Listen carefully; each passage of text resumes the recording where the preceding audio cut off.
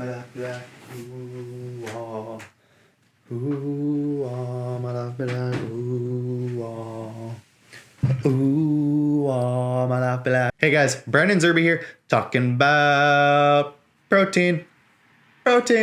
Okay, so back in the 1980s, the United States government and food industry vilified fat intake in the standard American diet. They said we should dramatically reduce our fat intake if we want to be healthier. And so we responded by increasing our carbohydrate intake and added sugar intake, and thus becoming fatter, unhealthier, and more addicted than we were before.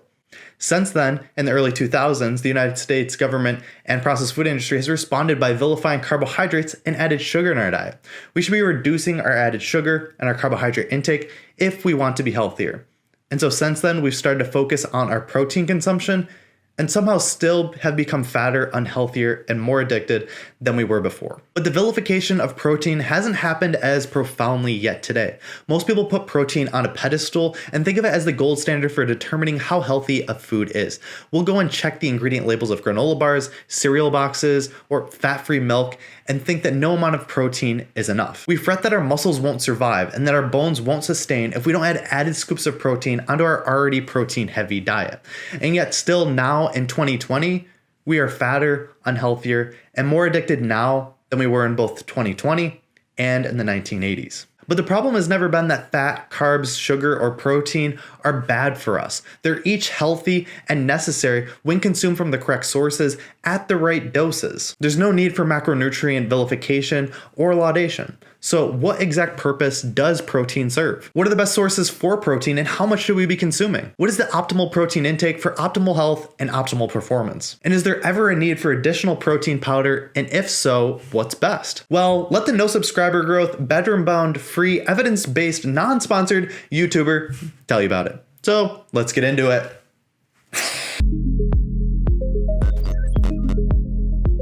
Protein is a macronutrient like fat and carbohydrates that serves many different functions like building and repairing our body tissues. Now, most people recognize it for building muscles, but it's also used to maintain our skin, bone, and hair. It's a nutrient that's vital for us and serves many different functions. But if we consume an excess amount of protein, that protein will get converted to carbohydrates in the body and used for energy. Now, if we don't need that extra energy, that protein will eventually get converted to fat and stored on the body, which isn't great. But where does protein originate from?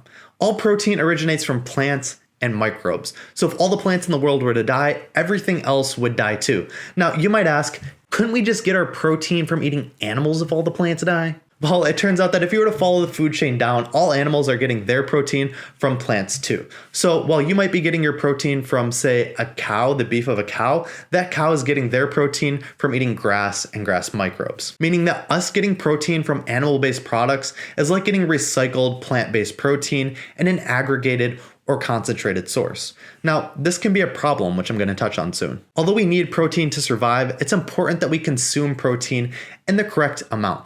And I don't know if there's been a single case in the United States where somebody has been calorie sufficient but protein deficient. That means that if someone is eating enough food to survive, they should be getting enough protein to survive too. It's funny once you realize this fact and how concerned people are with their protein intake. And if you're only concerned about your general health and longevity, then protein deficiency is really something that you're not going to have to worry about. On the other end of the spectrum, we have protein excess. Now, nearly everyone in the United States is consuming protein in excess, including vegetarians and vegans, which is kind of funny. I mean, many people are consuming twice the recommended amount of their daily protein intake, and no one seems concerned about this. But here's the problem with eating protein in excess. Like I mentioned, protein intake is like the building block for the body's tissues. And you might think if the body has more building blocks to build tissues that would be a good thing, but that's simply not the case. Like I mentioned, if you were to consume protein in excess, the body can eventually convert that excess protein into fat and store it on the body, which is the last thing most of us want or need. On top of that, it can also act as a growth stimulant, raising our IGF-1 levels and upregulating our TOR activity. So let me break those two down real quick. Insulin-like growth factor, or IGF-1, is one of the body's main growth promoters that's used both in the womb and early childhood for growth. It's also used in adulthood, but to a much lesser degree because we're no longer growing, especially at the same rate that we were when we were kids. And target of rapamycin, or TOR, genes are the master regulatory genes that signal cell growth and creation.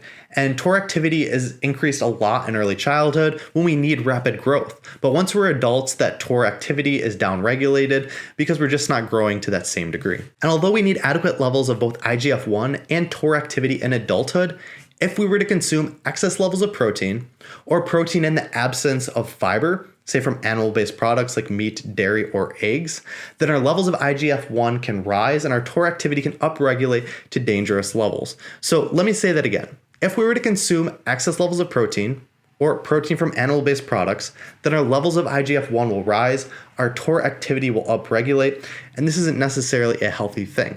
Now, you might think if your growth activity is rising in your body that you would build stronger muscles or stronger bones, but that isn't the case. When the body has more of the building blocks than it needs, it tends to build unnecessary tissues like cysts, skin tags, or tumors that eventually lead to cancer. So this isn't a good thing if the body has more than it needs. You might be familiar with acromegaly or gigantism, where people grow much taller than the average person. In these cases, they have elevated levels of IGF-1, which is why they grow so tall, but they also have elevated levels of cancer compared to the average person.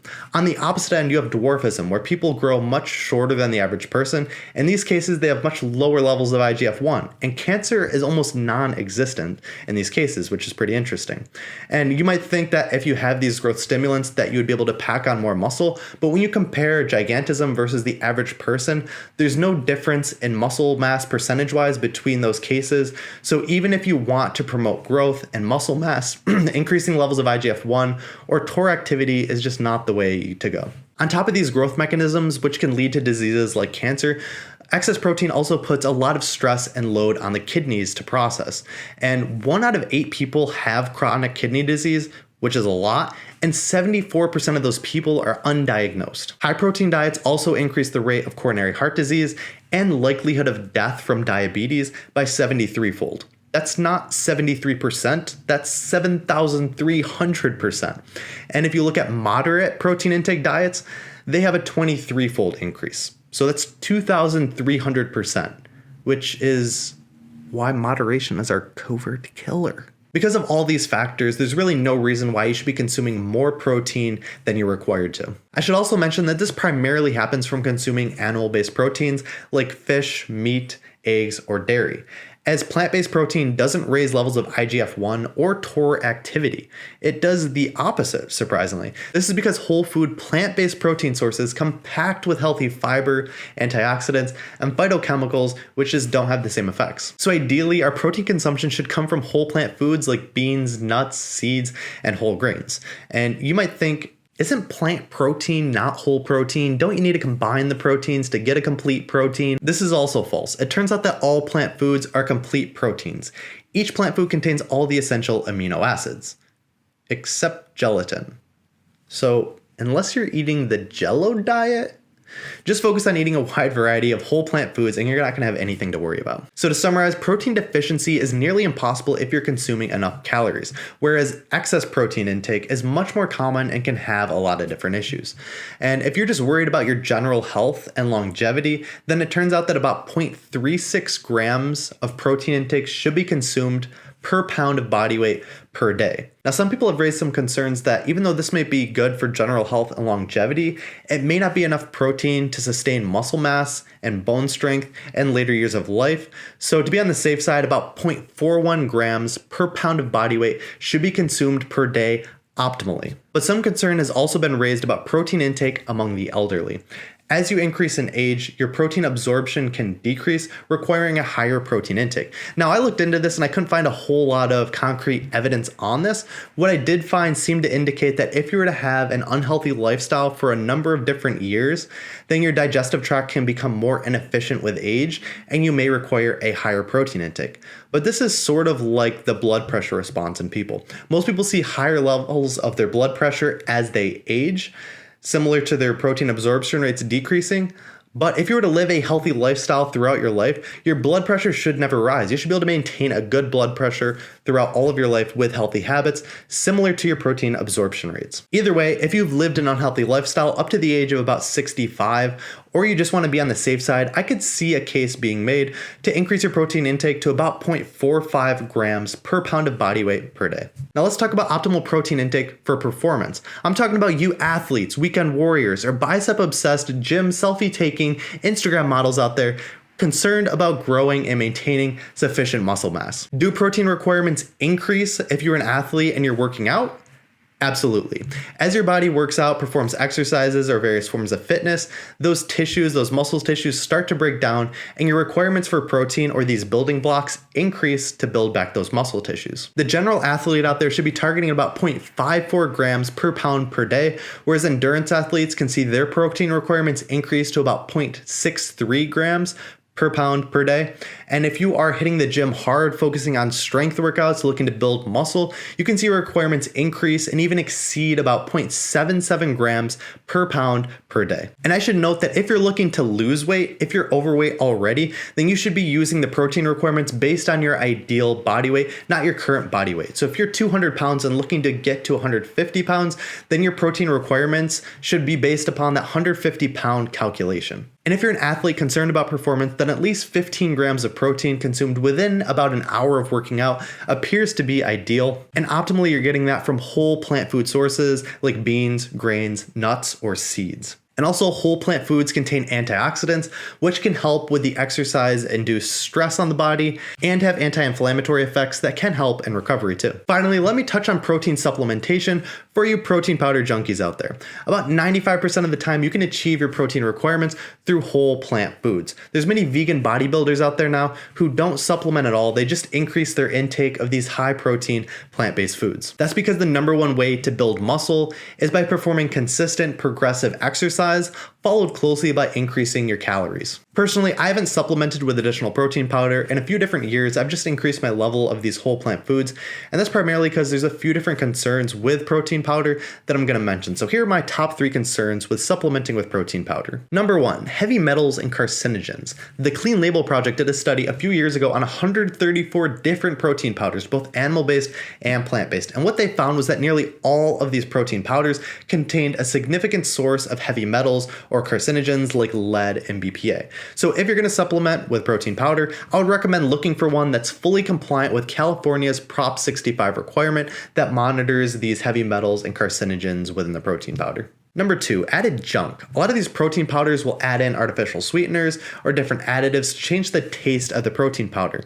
Many others will add in different fillers to kind of change the texture and thickness of that protein powder, and a lot of these additions just aren't healthy for the body. So if you're going to supplement with a protein, look for a pure protein without many of these additives and artificial flavorings and artificial sweeteners and just all that junk. Look for a pure protein source. And number 3, the protein rush. By consuming a protein concentrate, isolate, or even worse, a hydrolysate, what you're doing is you're getting rapid absorption of that protein into the bodies, which can place an immediate stress on the kidneys and various organs for digestion, which just aren't that healthy. The body's used to consuming things and breaking them down slowly. So if you're going to be supplementing with protein, look for a concentrate that you can consume with other added whole foods where you can add in that fiber. It's going to slow the digestion of that protein. So you can add in, say, the protein powder to a smoothie where there's berries to get that fiber in there and slow the absorption, so it's just overall healthier for the body. So if you wish to consume a plant-based protein powder, I would recommend looking for a non-soy based option like pea, hemp, or pumpkin protein. Look for one that meets the California Prop 65 requirement, and then consume that protein powder along with other whole foods that add in fiber. Now, I'm not against supplementing protein powder, it's just I'm less excited about it than most other people. And if you wonder why so many fitness and nutrition coaches promote protein supplements so much, it's kind of similar to why doctors overprescribe medicine. Doctors get paid based upon their medical prescriptions, similar to how health coaches can make money off of supplement sales or referrals. The truth is, you can prevent the need for many medical prescriptions, just like you can prevent the need for many supplements by living a healthy, holistic lifestyle. Now, you might be wondering, how do I get paid by promoting a healthy, holistic lifestyle? Well, I don't. So if you know somebody that might find this video beneficial learning about protein, feel free to share it with them. That really helps out my channel. So here are my final thoughts. First, it was out with the fat and in with the carbs and sugar. Now it's out with the carbs and sugar and in with the protein. And yet here we are, fatter, unhealthier, and more addicted than we were ever before. That's because excess levels of protein consumption can lead to not only fat storage on the body, but also increased levels of IGF-1 and TOR activity that can lead to overgrowth diseases like cancer. Fortunately, whole food, plant-based sources of protein can mitigate most of these risks. And instead of villainizing or lauding various macronutrients, we should look to consume each of these macronutrients from the optimal source in the optimal dose for optimal health. And for the few cases where protein supplementation is required or desired, look for a plant-based protein powder like hemp, pea, or pumpkin that meets California's Prop 65 requirement, and consume it with some whole foods that add in the extra fiber. But for me, right now I'm happy with getting my protein from whole food sources. And if you're wondering where I get those proteins from, check out my video on my perfect breakfast and the perfect lunch, and you'll see the perfect dinner coming out shortly. And I'm gonna summarize all three of those videos, a perfect day of eating, to look at those protein requirements and how it's the optimal amount that you're gonna need to live a healthy lifestyle. Thanks for stopping by and trying to become healthier and happier. If you like this video, let me know by hitting the like button. It lets me know what kind of content I should be producing. If you have any questions, drop them in the comments below. I'll be sure to answer all of those because I don't really get any comments. And if you want to see more videos like this in the future, please subscribe to my YouTube channel. Lastly, I offer a free health kit which has my top 10 sleep tips, one whole food, protein-packed, plant-based recipe, and mobility workout that you can stream on any device. That is free. There's a link down in the description for that. Also, you get to sign up to my weekly newsletter where I provide the 3 most important things I've read, watched, or listened to within the past week. All of that completely free. Link down in the description if you're interested in that. Thanks for watching, and I look forward to seeing you guys next week.